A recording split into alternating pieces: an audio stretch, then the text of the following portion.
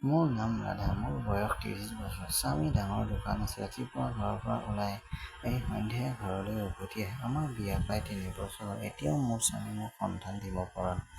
যদিও মই চেহেৰাত বহুত ধুনীয়া, কাৰণ মই এজনী শিক্ষক আৰু সদায় নিজকে পৰিষ্কাৰ কৰি ৰাখি ভাল পাওঁ। কিন্তু মোৰ জীৱনত এনেকুৱা এটা কথা আছিল যে বিয়াৰ পিছতো মই ক'ব বিচাৰিছিলোঁ যে মোৰ স্বামীয়ে মোক আশা কৰা সকলোখিনি দিব নোৱাৰে। প্ৰথম দিনা তেওঁ সফল নহ'ল আৰু প্ৰথম ৰাতিতে তেওঁ বিফল হ'ল। মই ভাবিছিলোঁ ঠিকেই আছে। কেতিয়াবা মানুহ এজনে আৱেগত চেতনা হেৰুৱাই পেলায়, কিন্তু তাৰ পিছত প্ৰতিনিশাই এনেকুৱা হৈয়ে থাকে। আগতে মই নতুন কইনা হোৱাৰ বাবে কামবোৰ সোনকালে শেষ কৰিছিলোঁ। প্ৰথম অৱস্থাত মই মনে মনে থাকিলোঁ যদিও লাহে লাহে তেওঁ সময় বৃদ্ধি কৰিবলৈ ক'লে। মই কওঁতে তেওঁ জবৰদস্তি চেষ্টা কৰিলে। আনকি ডাক্তৰৰ ওচৰলৈ গৈ আয়ুৰ্বেদিক চিকিৎসাও লৈছিল। কিন্তু ইয়াৰ কোনো কাম নাহিল। বহুত চেষ্টা কৰিলোঁ, বহু প্ৰতিকাৰৰ চেষ্টা কৰিলোঁ, ডাক্তৰৰ পৰা চিকিৎসা কৰিলোঁ, কিন্তু ফলাফল একেই হ'ল। শেষত আমি সন্তান জন্ম দিব নোৱাৰিলোঁ। আমাৰ পৰিয়ালত যেতিয়াই কোনো বিয়া বা কোনো সৰু ডাঙৰ অনুষ্ঠান হৈছিল, তেতিয়া মই মোৰ আত্মীয় স্বজন আৰু বন্ধু-বান্ধৱীক লগ পাইছিলোঁ।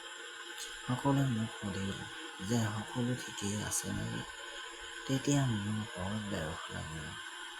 কিন্তু সেই সময়ত মই মোৰ দুখবোৰ হৃদয়ত লুকুৱাই ৰাখিছিলোঁ আৰু তেওঁলোকক কওঁ যে মোৰ জীৱনটো ভালেই চলি আছে। মই এনেকুৱা এজন ব্যক্তিক বিচাৰি আছিলোঁ যিয়ে মোক সম্পূৰ্ণ সুখ দিব পাৰে, কাৰণ মোৰ স্বামীয়ে আগতে বহুত সোনকালে বিফল হৈছিল আৰু তাৰ বাবে মই দুখী হৈয়ে আছিলোঁ। কেইবছৰমান পিছত দেখিলোঁ মোৰ স্বামী এই ডাঙৰ পৰীক্ষাত সক্ষম নহয়। মই বিকল্প বিচাৰিবলৈ ধৰিলোঁ। তেতিয়া মোৰ জীৱনলৈ আহিল ৰাজ। আমাৰ ঘৰৰ সন্মুখৰ ৰাস্তাটোত এজন সৰু ল'ৰাই বাস কৰিছিল। তেওঁৰ বয়স আছিল প্ৰায় ২৪ বছৰ। মই যেতিয়াই ছাদত কিবা কাম কৰিবলৈ যাওঁ, তেতিয়া তেওঁ মোৰ ফালে চায়। আৰম্ভণিতে তেওঁ মোৰ ফালে চোৱাটো মোৰ বাবে আচহুৱা যেন লাগিছিল। কিন্তু যেতিয়া মোৰ প্ৰয়োজনীয়তাই মোক আধিপত্য বিস্তাৰ কৰিবলৈ ধৰিলে, মই সকলো এৰি তেওঁৰ ফালে চাবলৈ ধৰিলোঁ। এদিন মোৰ ফালে চাই হাঁহিলে। ময়ো হাঁহি এটা মাৰি তেওঁক উত্তৰ দিলোঁ। কিছুদিন এনেকৈ চলি থাকিল। তাৰ পিছত এদিন লগ পাই চাহ আগবঢ়াই দিলে। কিছু সময় কথা পাতিলোঁ। তেওঁ আছিল এজন ধুনীয়া ডেকা। তেওঁৰ চেহেৰা ভাল আছিল আৰু সকলো ঠিকেই আছিল। ইয়াৰ পিছত আমি বহুবাৰ লগ হৈছিলোঁ আৰু মই তেওঁক মোৰ মোবাইল নম্বৰ দিলোঁ। ঠিক সেই নিশাই তেওঁৰ ফোন আহিল। আমি কথা পাতিবলৈ ধৰিলোঁ। প্ৰথম ৰাতি তেওঁ বন্ধুত্বৰ প্ৰস্তাৱ দিলে আৰু মই লগে লগে হয় বুলি ক'লোঁ, কাৰণ মই জানিছিলোঁ যে যিমানে সময় কটাম সিমানে সময় পাৰ হৈ যাব।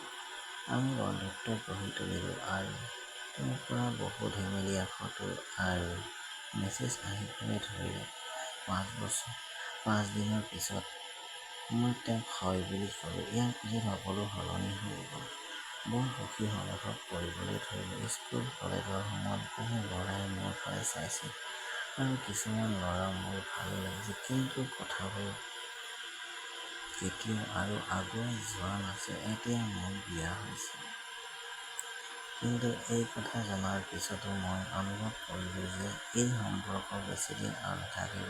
এদিন মই তেওঁক লগ কৰাৰ সিদ্ধান্ত লৈ মোৰ ঘৰলৈ মাতিলোঁ। মোৰ স্বামীয়ে ৰাতি দেৰিকৈ আহিছিল। মই তেওঁক বহিবলৈ দি কফি দিলোঁ। তাৰ পিছত কিছু সময় কথা পাতিলোঁ। আমি দুয়ো ভাবি আছিলোঁ পোনে প্ৰথমে আৰম্ভ কৰিম। শেষত তেওঁ মোক সুধিলে, ৰাধা, মই কিবা এটা ক'লে তোমাৰ বেয়া নালাগিব নেকি? মই ক'লোঁ, কোৱা। তেওঁ ক'লে, আমি ফোনত বহুত কথা পাতোঁ। মই লগে লগে হয় বুলি মাত দিলোঁ। সি উঠি মোৰ সন্মুখত আঁঠুলৈ বহিল। মই থিয় হৈ আছিলোঁ। মোৰ গোলাপ ফুল এটাই আগবঢ়াই দিলে। ফুলৰ থোপা এটা উলিয়াই মোক দি ক'লে, ৰাধা, আই লাভ ইউ। তুমি মোক ভাল পাবা নেকি? মই ক'লোঁ, হয়, ময়ো তোমাক ভাল ভাল পাওঁ। তেওঁ সুধিলে, মোৰ প্ৰেম নিশ্চিত কৰিব লাগেনে? এই কথা আনি মোৰ হৃদয়খন বেগেৰে স্পন্দন কৰিবলৈ ধৰিলে। এই সকলোবোৰ চিনেমাত দেখিছিলোঁ, কিন্তু এতিয়া এই সকলোবোৰ বাস্তৱত মোৰ লগত ঘটি আছে। মই কি কৰিব লাগে বুজিব পৰা নাছিলোঁ। মই তেওঁৰ পৰা আঁতৰি আহি অলপ গৈ তেওঁৰ পিছফালে থিয় হ'লোঁ। মনৰ মাজত বিজুলী চলি আছে। তেওঁ ক'লে, মোক চাওক ৰাধা। কিন্তু মই তেনেকৈ থিয় হৈ আছিলোঁ।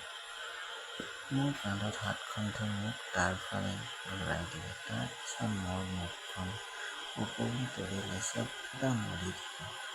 বৰ মধুৰ আৰু কোমল অভিজ্ঞতা আছিল। আমি দুয়ো জীৱনত অমৃত পাইছিলোঁ। খালী হাতে যাবলৈ যোৱা নাছিল। এই কথা ভাবি সি আহিছে।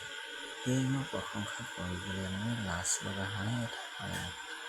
মই তেওঁক সম্পূৰ্ণ খোলাকৈ এৰি দিলোঁ। চকুলো বৈ আহিবলৈ ধৰিলে। সি সুধিলে, কি হ'ল? মই একো কোৱা নাছিলোঁ। হঠাৎ মোৰ শৰীৰৰ পৰা ঘাম ওলাই আহিল। মই সম্পূৰ্ণ শান্ত হৈ পৰিলোঁ। কিছু সময় চকু মুদি ৰাখি এই খেলৰ অভিজ্ঞতা অনুভৱ কৰি জীৱনৰ সকলো সুখ পালোঁ। কেইমাহমানৰ পাছত মোৰ ঘৰত এটি ল'ৰাৰ জন্ম হ'ল আৰু আমি দুয়ো স্বামী-স্ত্ৰীয়ে সুখেৰে জীয়াই থাকিবলৈ আৰম্ভ কৰিলোঁ।